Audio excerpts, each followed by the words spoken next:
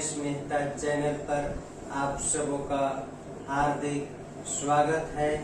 आज हम लोग वर्णमाला के अति महत्वपूर्ण प्रश्नों के ऊपर चर्चा करने वाले हैं। इसके पहले भाग 1 और भाग 2 में वर्णमाला के अति महत्वपूर्ण प्रश्नों के ऊपर चर्चा किया जा चुका है। आज हम लोग वर्णमाला के भाग 3 अति महत्वपूर्ण प्रश्न पर चर्चा करेंगे।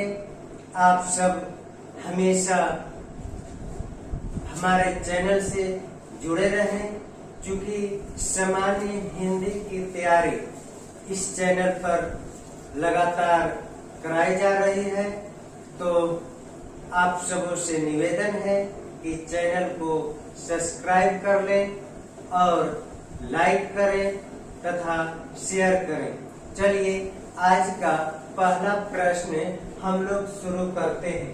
कहा जा रहा है उच्चारण स्थान के आधार पर ज व्यंजन है।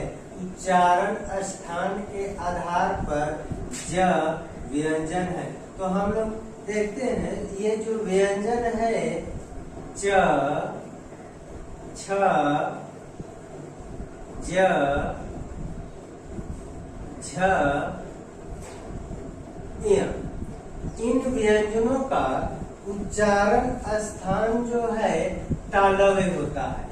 इनका उच्चारण स्थान क्या हो गया? तालव्य, या जिसे तालु भी कहते हैं। इनका उच्चारण जो है तालु की सहायता से होता है। इसीलिए यहाँ ऑप्शन दिया हुआ है कि तालव्य कंठ। तो कंठ से जो है कंठ से उच्चारण होता है क, ख, ग, घ, अंग। इनका उच्चारण जो है कंठ की सहायता से होता है। कंठ से क, ख, ग, घ, अंग।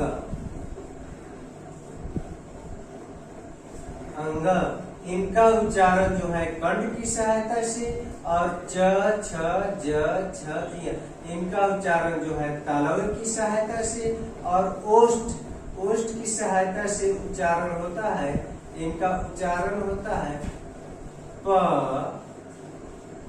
फ, ब, भ, म, और मूर्धा की सहायता से ट, ठ, ड, ढ, मूर्धन्य। तो यहाँ पर चूंकि यहाँ आ रहा है च, छ, ज, झ, य, च, तो च का उच्चारण स्थान तालव्य आ रहा है। इसीलिए इसमें जो है तालव्य जो ऑप्शन दिया हुआ है यह सही है। ज का उच्चारण स्थान तालव्य होता है, और ये बाकी जो ऑप्शन दिया हुआ है यह गलत है। अब आगे दिया हुआ है ऊष्म वर्ण है। तो ऊष्म वर्ण है, यानी कि ऊष्म वर्ण कौन कौन है? तो हम लोग देखते हैं का ऑप्शन दिया हुआ है य, र, ल, व। य, र, ल, व को कहा गया है अंतस्थ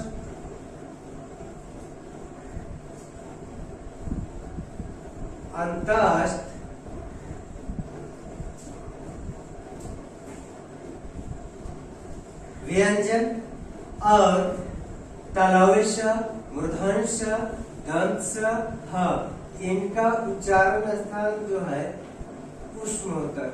ऊष्म व्यंजन, इन्हें ऊष्म व्यंजन कहा जाता है। च, छ, ज, झ, य ये इन्हें जो है और ये स्पर्श व्यंजन के अंतर्गत आते हैं। क से म तक जो है स्पर्श व्यंजन होता है। तो इसी में ये च, छ, ज, झ, य इन्हें तो जो है इसे स्पर्श व्यंजन कहते हैं। स्पर्श व्यंजन संयुक्त छ त्र ज्ञ स्र, इन्हें जो है संयुक्त व्यंजन कहते हैं। संयुक्त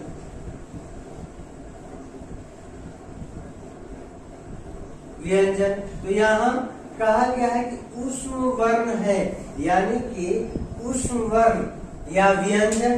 तो ऊष्म वर्ण जो है तालव्य स, मूर्धन्य स, दंत स और ह, ये जो है ऊष्म वर्ण है, इन्हें ऊष्म वर्ण कहेंगे। और इसमें बाकी दिया हुआ ऑप्शन जो है गलत है। अब अगला प्रश्न है, वर्ण को अन्य किस नाम से जानते हैं? तो वर्ण को अन्य किस नाम से जानते हैं? तो वर्ण को किस नाम से जानते हैं? तो वर्ण को ध्वनि के नाम से जानते हैं, शब्द के नाम से नहीं जानते हैं। वर्ण शब्द का समूह नहीं है, यह दोनों गलत है। वर्ण को ध्वनि के नाम से जानते हैं। जैसे वर्ण में हम लोग परिभाषा पढ़े हैं कि वर्ण ऊष्म ध्वनि को कहते हैं जिनका खंड या टुकड़ा नहीं किया जा सकता है। तो वर्ण को अन्य नाम जो है क्या हो जाता है? ध्वनि हो जाएगा।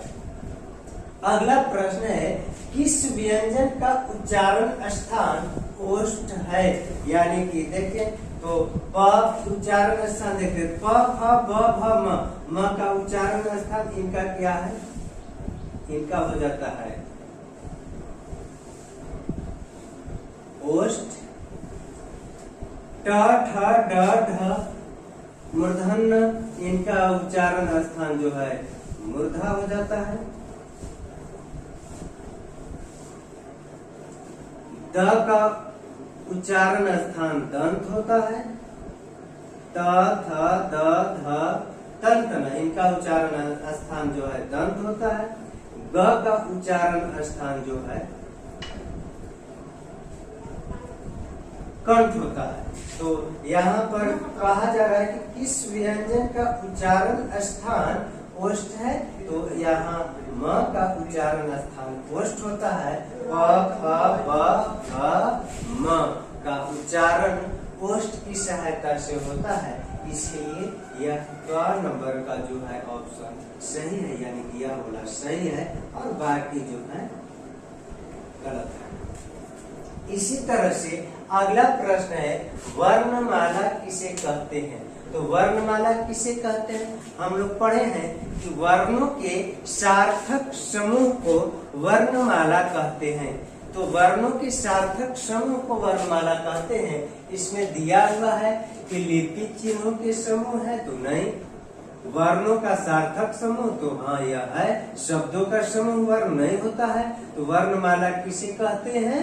तो वर्णों के सार्थक समूह को वर्णमाला कहते हैं।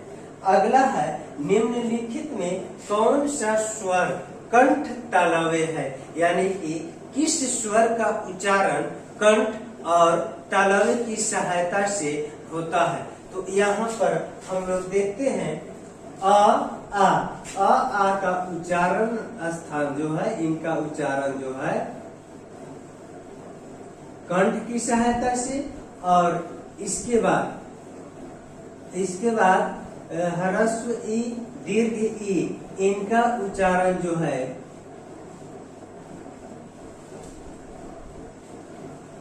तालव्य की सहायता से।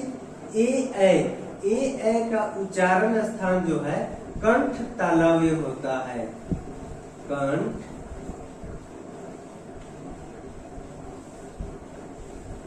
तालव्य, ए का उच्चारण स्थान कंठ तालव्य होता है। और ओ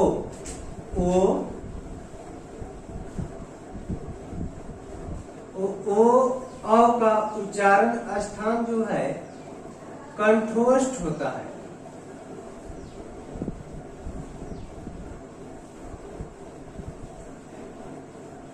कंठोष्ठ।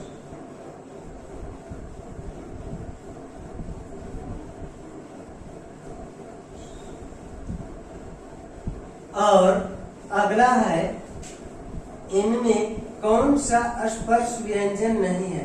तो स्पर्श व्यंजन कौन सा नहीं है? तो ये तालव्य स क्या है?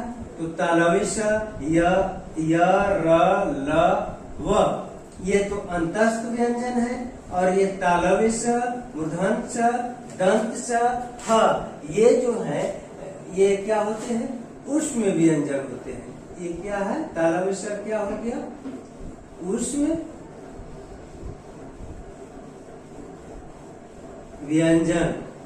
और ख, तो क से लेकर के म तक स्पर्श व्यंजन कहलाते हैं। तो ख जो है क से म के बीच में आता है, इसीलिए इसको क्या कहें? इसे स्पर्श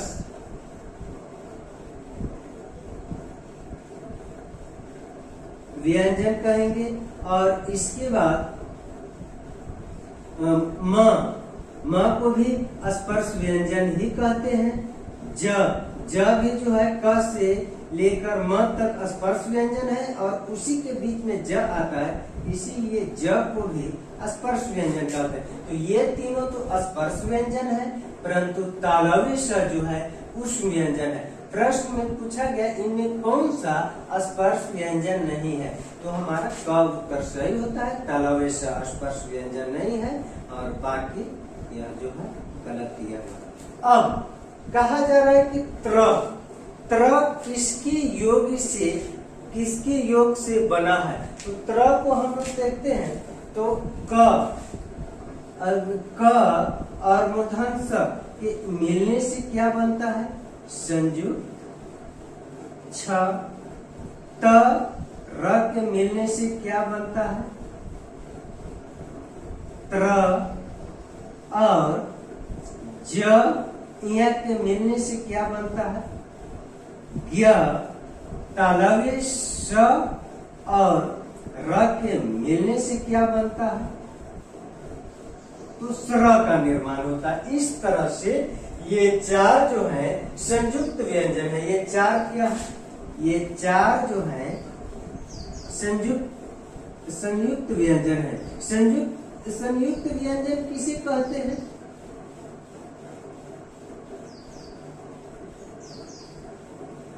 कहा गया है कि दो वर्णों के मेल से बने वर्ण संयुक्त व्यंजन कहलाते हैं। ये दो वर्णों के मेल से बने हुए हैं, संयुक्त छ, त्र, ज्ञ, स्र। ये दो वर्णों के मेल से बने हुए हैं, इसीलिए इन्हें संयुक्त व्यंजन कहते हैं। अब यहाँ प्रश्न है कि त्र वर्ण किसके योग से बना है? तो त्र जो है ये त और र के मिलने से बना है। तो यह ऑप्शन जो है इसमें सही है, बाकी गलत है। तो इस तरह से हमें आशा ही नहीं पूर्ण विश्वास है कि वर्णमाला के महत्वपूर्ण प्रश्नों को आप सब निरंतर समझ रहे हैं। इसी तरह से समझते रहें। वीडियो देखने के लिए आप सबों को बहुत बहुत धन्यवाद।